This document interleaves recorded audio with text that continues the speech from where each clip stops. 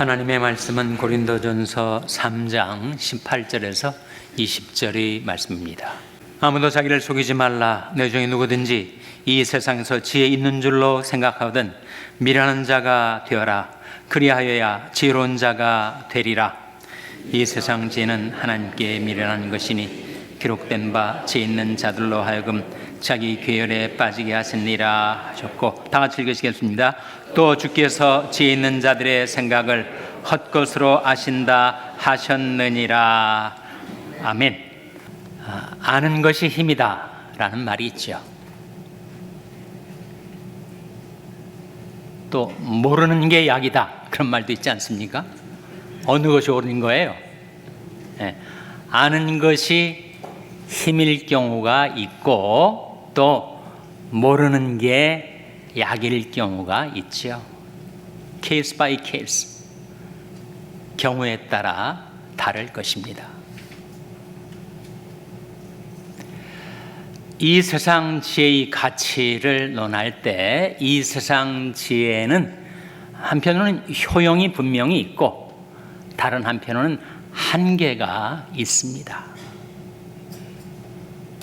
이 세상 지혜의 효용이 무엇인가? 지혜 있는 자는 강하고 지식 있는 자는 힘을 더하나니 너는 모략으로 싸우라. 승리는 모사와 만함에 있느니라 하신 말씀대로 지혜 있는 자는 강하고 지식 있는 자는 힘을 더합니다. 우리가 살고 있는 현대사회를 가리켜서 지식사회라고도 하고 정보사회라고도 하고 기술사회라고도 하는데,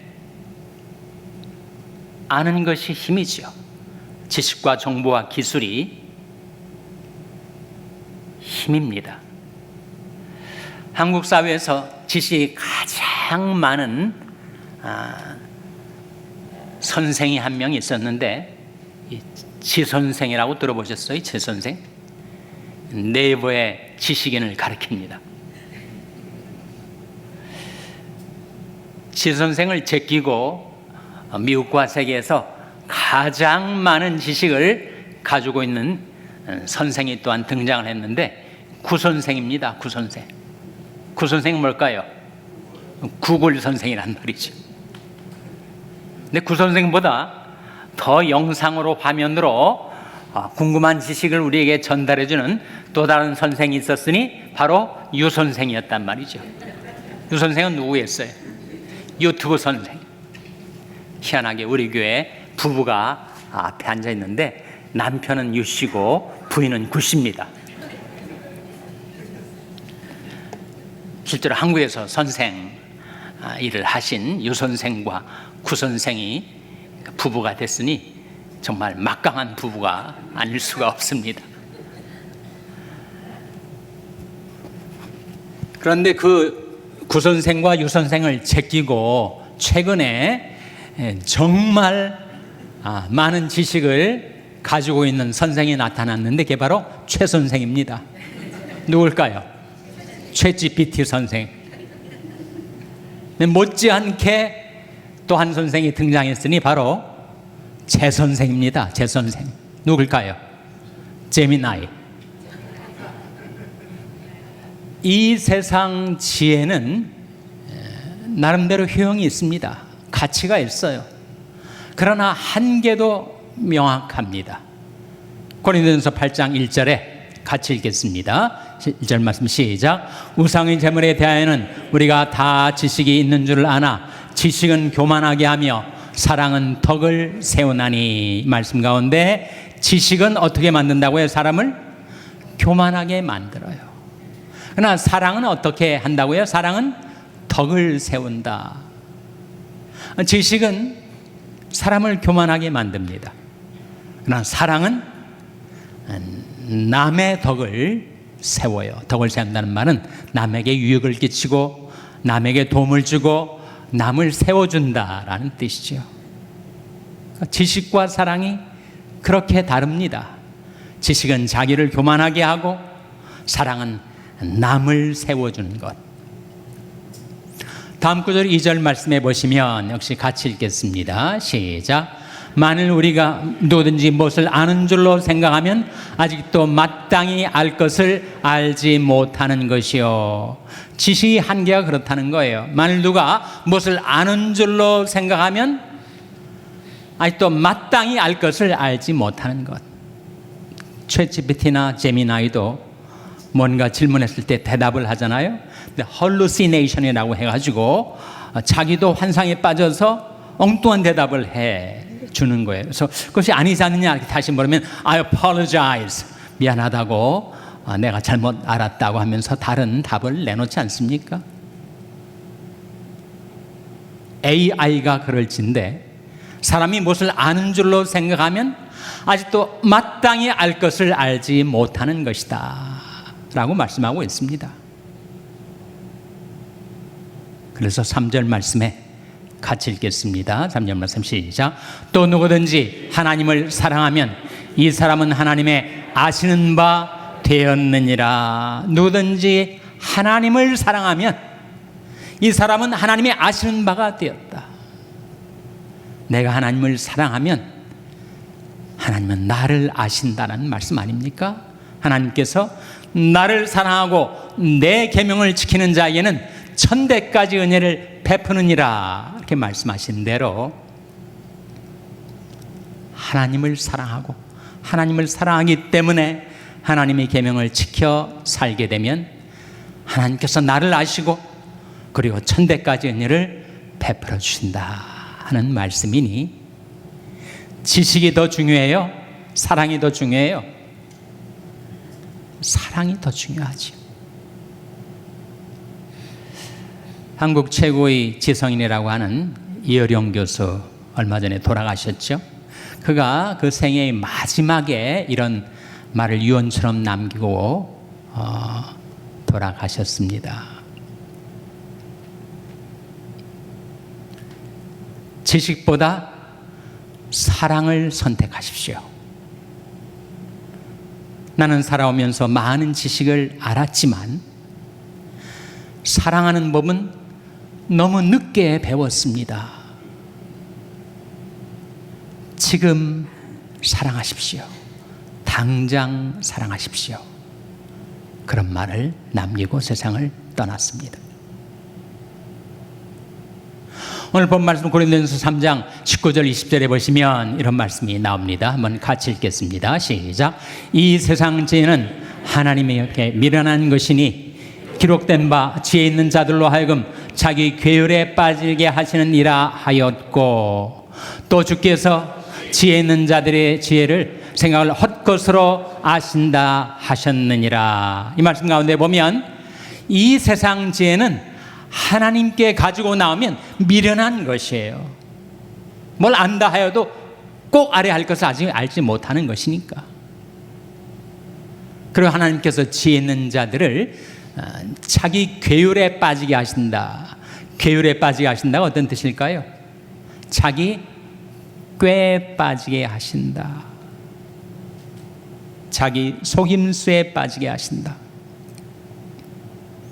그래서 하나님께서 지혜 있는 자들의 생각을 헛것으로 아십니다. 이 세상 지혜라는 거예요. 이 세상 지혜는 하나님 앞에 가지고 나오면 그건 미련한 것, 자기 꾀에 빠지게 되는 것, 하나님 앞에서는 헛것이라고 말씀하고 계신 거죠. 지난 19세기에 가장 뛰어난 철학자로 니체라는 인물이 있었습니다. 근데 니체가 신은 죽었다 이렇게 선언을 했어요.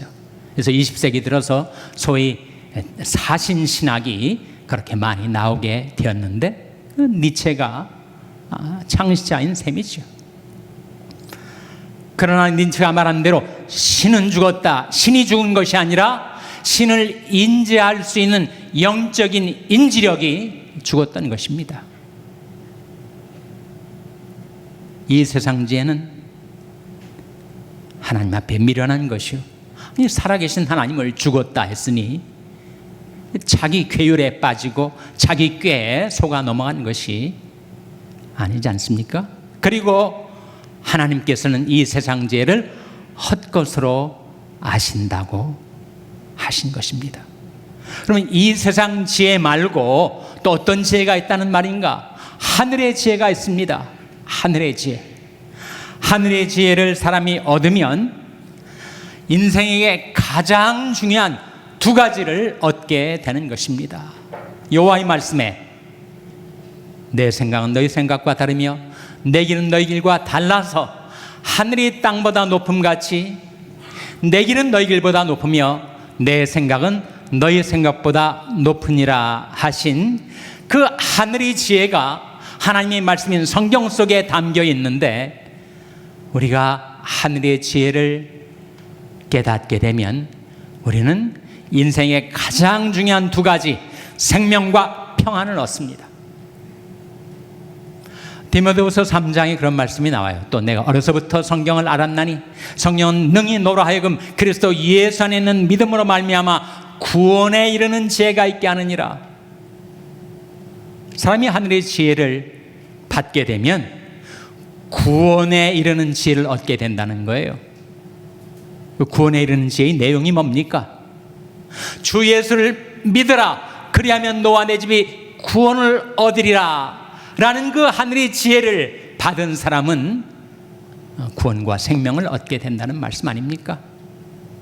그 성경이 우리에게 기록되어 주어진 것은 우리에게 하늘의 지혜를 깨닫도록 하기 위함인데, 우리가 성경의 지혜를 따라 하늘의 지혜를 따라 예수 그리스도를 믿으면 누구나 구원받게 된다는 것이요. 예수님께서 너희가 성경에서 영생을 얻는 줄 생각하고 성경을 상고하거니와 이 성경이 곧 내게 대하여 증거하는 것이로다, 이렇게 말씀하셨어요. 이 성경에서 우리는 영생을 얻습니다.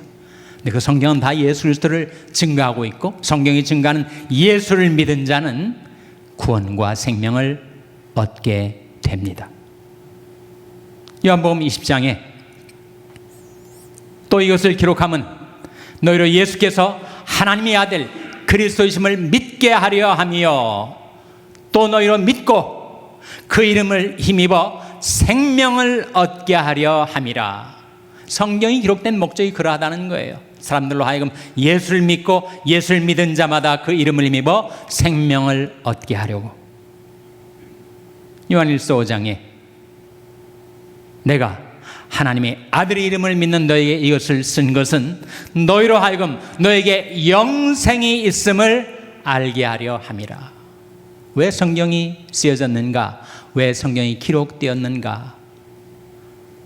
하나님의 아들 그리스도를 믿는 우리에게 영생이 있음을 알도록 하기 위해서 성경이 기록된 것이다 하는 말씀이죠. 그래서 하나님의 생각과 길이 담겨진, 하늘의 지혜가 담겨진 성경 말씀을 통해서 우리가 어떻게 되는 것이 바로 구원, 생명입니다. 둘째로 하늘의 지혜를 얻은 자는 평안을 얻게 됩니다. 인생에서 가장 중요한 것이 평안이죠. 다른 모든 것, 재물도 명예도 권력도 있지만 그 마음의 평안을 잃어버리게 되면 그 인생은 정말 괴로운 인생입니다. 죽지 못해 사는 것 같다는 거죠. 무엇이 우리 평안을 앗아가죠? 두려움과 염려. 그것이 사람의 평안을 빼앗아갑니다. 우리가 하늘의 지혜를 얻으면 두려움을 극복하고 염려를 극복하고 평안을 얻게 되는데, 히브리서 2장에 자녀들은 혈육에 속하였음에 그도 또한 한 모양으로 혈육에 속하심은 사망으로 말미암아 사망의 세력을 잡은 자 곧 마귀를 없이 하시며 또 죽기를 두려함으로 일생에 매어 종노릇하는 모든 자들을 놓아주려 하심이니라 하는 말씀이 나오는데, 사람들이 죽기를 무서워해서 전전긍긍 죽음의 공포 때문에 평안을 누리질 못해요. 예수 그리스도께서 우리와 똑같은 혈육을 입고 성육신 하셔서 그 십자가의 죽으심으로 말미암아 사망의 세력을 잡은 자 마귀를 없이 하시고 죽기를 두려움으로 일생에 매여 종로 타는 모든 자들을 놓아 주셨다. 우리에게 자유와 평안을 주셨다 라는 말씀이죠. 두려움과 더불어 염려, 근심, 걱정, 시름이 우리 마음에서 평안을 빼앗아갑니다. 그런데 우리가 하늘의 지혜를 얻으면 평안을 얻게 되는 것은 아무것도 염려하지 말고 오직 모든 일에 기도와 간구로 너희 구할 것을 감사함으로 하나님께 아뢰라. 그러면 모든 지각에 뛰어난 하나님의 평강이 그리스도 예수 안에서 너희 마음과 생각을 지키시리라. 누구나 인생에 근심 걱정에 짐을 지고 거기에 치이고 눌리고 허덕이며 살아가는데 너희 짐을 여호와께 맡겨버리라. 너를 붙드시고 은혜의 요동함을 영영히 허락지 아니하시리로다 하셨습니다. 날마다 우리 짐을 지시는 주 곧 우리 구원이신 하나님을 찬송할지로다. 하나님은 구원의 하나님 아니십니까? 그 하나님께서 날마다 우리 짐을 져주려 하신다는 말씀이죠. 날마다 우리 짐을 지시는 주 곧 우리 구원이신 하나님을 찬송할지로다. 하늘의 지혜를 얻은 자가 죽음을 두려워하지 않는 이유는 작은 이유로 주 안에서 죽는 자들은 복이 있도다. 인생 최대의 비극, 인생 최대의 불행이라고 할 수 있는 죽음조차도 우리를 두렵게 만들지 못하는 이유는 죽음은 영원한 영광에 이르는 관문이 되기 때문에 작은 이유로 주 안에서 죽는 자들은 복이 있도다 말씀하신 것입니다. 그래서 예수님께서 평안을 너에게 끼치노니 곧 나의 평안을 너에게 주노라. 내가 너에게 주는 것은 세상이 주는 것 같지 아니하니라. 너희는 마음에 근심도 말고 두려워하지도 말라.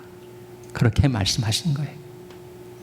이 세상 지혜는 우리에게 생명과 평안을 주지 못하지만 하늘의 지혜는 우리에게 생명과 평안을 가져다 줍니다. 어떻게 하면 우리가 하늘의 지혜를 받을 수 있는가? 두 가지 길을 여러분에게 증거하고자 합니다. 첫째는 예수님이 기도 가운데 나와요. 마태복음 11장에 나온 예수님이 기도가 이렇습니다. 천지의 주제이신 아버지여, 이것을 지혜롭고 슬기 있는 자들에게는 숨기시고 어린 아이들에게는 나타내심을 감사하나이다. 옳소이다. 이렇게 된 것이 아버지의 뜻이니이다. 아버지께서 모든 것을 내게 주셨음에 아버지 외에는 아들을 아는 자가 없고 아들과 또 아들이 손대로 계시를 받는 자 외에는 아버지를 아는 자가 없느니라. 그 하늘의 지혜를 누구에게 주신다고요?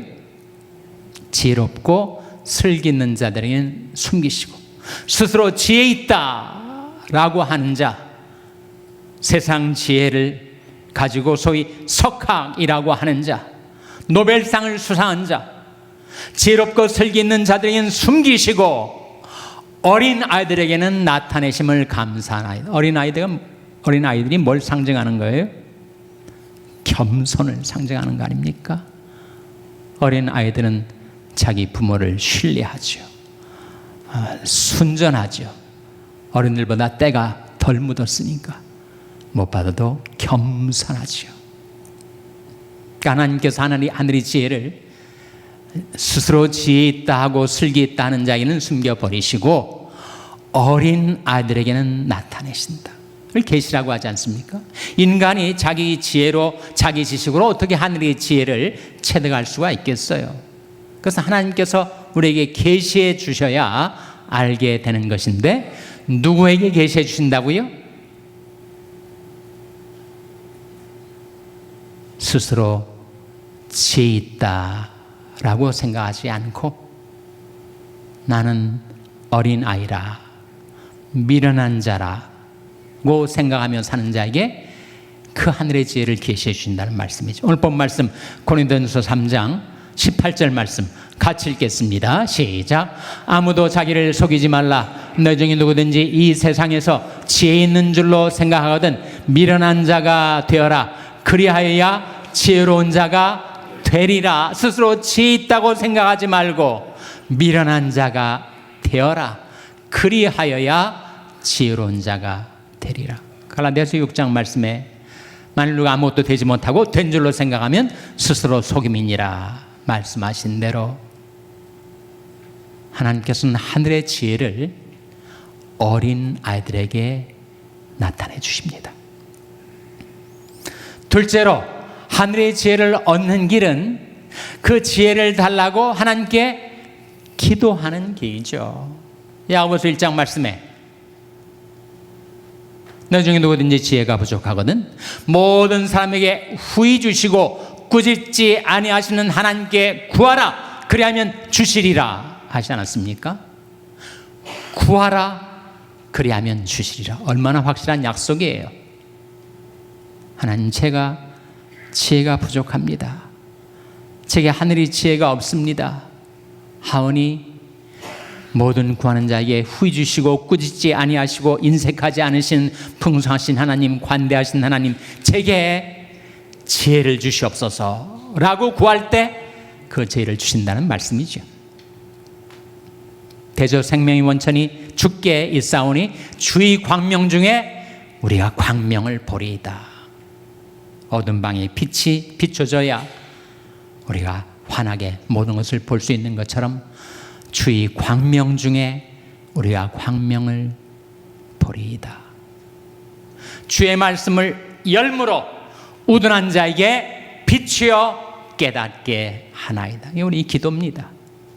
주님, 겸손과 기도를 통해서 하늘의 지혜를 얻게 되고 하늘의 지혜를 얻은 자는 생명과 평안을 누리며 살 수 있게 됩니다.